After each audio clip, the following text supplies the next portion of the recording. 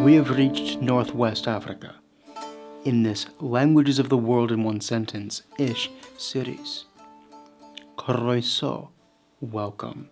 I'm Ben Llewellyn, and some of you may be wondering where even counts as Northwest Africa. Which language families are in the mixer?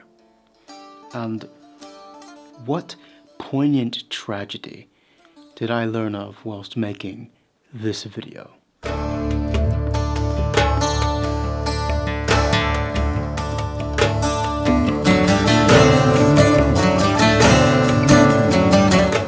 When I say Northwest Africa, I mean broadly this region here. Now within this region there are two significant areas culturally. There's the Maghreb and the Sahel, which is kind of the barrier region south of the Sahara. But there's the Nile Valley bordering on the east and the Niger Valley bordering on the south. And all of these regions create a different mixture of cultures that affect language. The languages are basically Nilo-Sarahan in the south and east, with pockets of Berber, an Afro-Asiatic language, across the rest of it, with bits of Songhay along the south as well. But these are drowning in a sea of Arabic.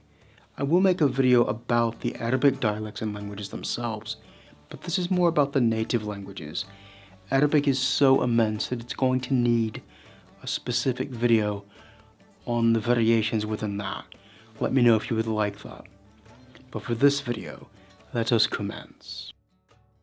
Nobiin is a Nilo-Saharan language descended from the oldest language of the Nile Valley, Nobiin, who thinks it's more Egyptian than it really is, with a lot of ancient Egyptian loanwords, but then drowned out by Arabic, literally with the creation of the Aswan Dam, and pushed out of Egypt into Sudan, more so. Tebu is when two nomad warrior slaver twins speak a Saharan language, Teda and Daza, with Arabic sprinkles in the north into southern Libya and its mayhem of anarchy, going down into French sprinkles in the south, the residual effects of France's colonial shadow empire, with flavorings of Hausa and Tuareg across it. Tuareg is a Berber language arc across the western central Sahara, with four main branches, split across 6 nation-states, written in 3 different scripts, Latin, Arabic, and the coolest ever, Tafinach. And in a barren, lawless wasteland of militias, with ancient Phoenician sprinkles and Arabic beyond it. Chaoui is a Berber language which held Algeria's inland mountain massif despite floods of Greek, Phoenician, Latin, Vandal, French, and Turkish, with a big lump of Arabic and Hebrew sprinkles. Korandje is what happened when speakers of a Songhay language from the Niger Valley followed camels north into the desert for 1,500 miles and ended up at an oasis in western Algeria and just decided to stay there, with a lot of Berber and Arabic sprinkles. Tagdal is a Songhay language, which wandered north into Niger into Tuareg lands, where it became known as the language of the blacks. Don't tell the progressivist left-wing nutters I said that. And there it became a Berber Songhay hybrid language in the Azaweh, which is like a dry bowl where nothing grows, basically. Mzab. Mzab is probably the funnest to say on this list. Mzab is a language that was once much more like Chaoui, but its speakers were banished to the Sahara with Jews after the year 9/11 by Arab colonizing imperialists, where they found 5 oases and established a kingdom with Turkish trade words, a smattering of French, a lot of Arabic, and a few Hebrew sprinkles. Ghadamis is a Berber language named after the only place it is spoken, the medieval fortress oasis town of Ghadamis in western Libya. And this language has a wider stretch of vowel sounds than other Berber languages.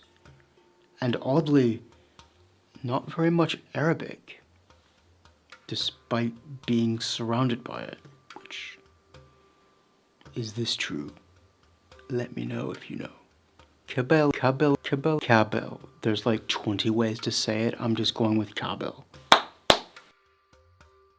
Kabyle is the most spoken Berber language in Europe, with 1 million of them in France, where they also have a radio station that they broadcast back to Algeria through. About 40% of this is from Arabic, but they have loanwords from Phoenician, Latin, Greek, and especially French sprinkles. Riffian, or Tarafit, is a Berber language spoken in a fertile basket of mountains called the Rif on Morocco's Mediterranean coast. And it's about 50% Arabic by this point, but it conjugates those words in a Berber way. And it has a panache of a Romance flavor from Spanish, French, and earlier Latin. Sanhaja de Srayr. This language is heavily influenced by its neighbor Riffian, but with fewer Latin loanwords, and its sound varieties are much more Arabic. Central Atlas is the Berber language that got cheeky. They took the name Tamazight, which is what many Berbers call themselves, and they're like, we will call ourselves this. And they're on a spectrum between Rif in the north and Shilha in the south. And one thing that I found interesting, verb first, usually, like Celtic languages, but with a lot of Arabic influence, more than just sprinkles. South Oran is a cluster of Zenati, Berber languages, quite closely related to Mzab. I just wanted to say that again. And they're spoken along the border in some oasis towns between Morocco and Algeria. And they're poorly attested. It sounds like they just want to be left alone, so I'll move on. Zenaga is a Berber language spoken far to the south of the others in Mauritania. Descendants of holy men and warrior servants. And it's really small, like a few thousand people. So it's deeply influenced by the surrounding Arabic, Hassaniya Arabic. Shilha is what happened when Berbers were not completely conquered by Rome, and Jews were like, we can go there, and the two fused with lots of Hebrew and Aramaic sprinkles, with Phoenician influence and Latin flavorings, with then a load of Arabic on top of a Berber base.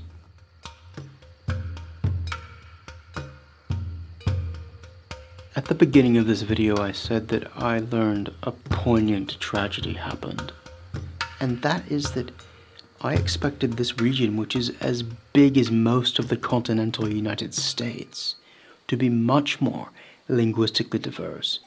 What happened? The Arabic and Islamic conquest was brutal and wiped out a whole host of native cultures, which is still ongoing today, especially along the southern frontier. Its cultural assimilation into Arabic, a great cultural legacy of the Berbers and the Songhay, to some degree, is being lost. That's a human diversity that we don't tend to notice as much because we're so focused on another country in the Middle East that we ignore actual genocides taking place in Africa. Special thanks to my Patreons who make it happen. And please leave a super like, buy me a coffee, leave a like, and commence with the comments. We'll see you next time.